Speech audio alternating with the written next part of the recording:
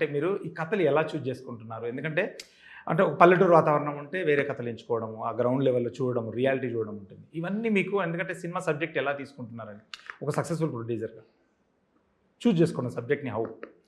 నేను చూసే ప్రతి యాజ్ అన్ ఆడియన్స్ నేను చూసే ప్రతి సినిమాతోటి నేను రిలేట్ అవ్వాలని రూల్ లేదండి. ఎందుకంటే ఒక సినిమా నాకు నచ్చింది అంటే యాజ్ అన్ ఆడియన్స్ చాలా రీజన్స్ అయి ఉండొచ్చు. ఇప్పుడు నాకు 'పుష్ప' సినిమా చాలా ఇష్టం. నేను ఏ క్యారెక్టర్‌తో రిలేట్ అవుతాను 'పుష్పలో'? అది larger than life movie. 'KGF' ఉంది larger than life. 'Baahubali' is larger than life film.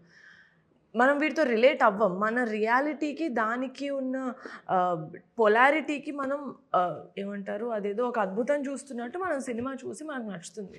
కొన్నిసార్లు if it's a horror film, చాలా పెద్ద హిట్ అయిన హారర్ ఫిల్మ్స్ ఉన్నాయి మనకి. ఏం రిలేట్ అవుతాం మనం అందులో? They are entertaining you with the concept that they have.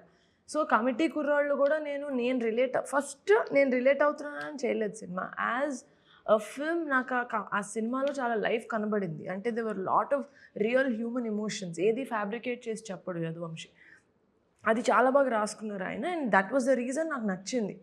నేను సెకండ్ ఒపీనియన్ కోసం మా నాన్నకి ఎందుకు వినిపించానంటే నేను ఫుల్గా అర్బన్గా ఇక్కడ హైదరాబాద్లో పుట్టి పెరిగాను. నాకు ఎంత విలేజ్లో మాకు ఫ్యామిలీ ఉండింది, మేము వెళ్ళి చూసి అదంతా కూడా నేను ఊర్లలో ఉండలేదు, మా పేరెంట్స్ ఉన్నారు. సో నాన్నని అడిగా ఇది యాక్యురేట్గా ఉందా, యూనో ద టైం, అది వాళ్ళు చేసేవి, వాళ్ళకు ఉండే కొన్ని హ్యాబిట్స్ అవన్నీ యాక్యురేట్గా ఉన్నాయి. వాటి కోసం నేను నాన్న దగ్గరికి వెళ్ళాను. కానీ నేను పుట్టిన ప్లేస్కి, నేను లివ్ చేస్తున్న లైఫ్కి, నేను సెలెక్ట్ చేసుకున్న సినిమాకి సంబంధం లేదు. అది ప్యూర్ క్రియేటివ్ సెన్స్ తోటి నేను సెలెక్ట్ చేసుకుంటాను. అంటే ఒకసారి స్టోరీ విన్న తర్వాత మారుస్తుంటారా మేడం మామూలుగా రెగ్యులర్ మీరు? అంటే స్టోరీ ఒకసారి ఫైనలైజ్ అయిన తర్వాత లొకేషన్ స్టోరీ ఫైనలైజ్ అయిన తర్వాత మార్చాను.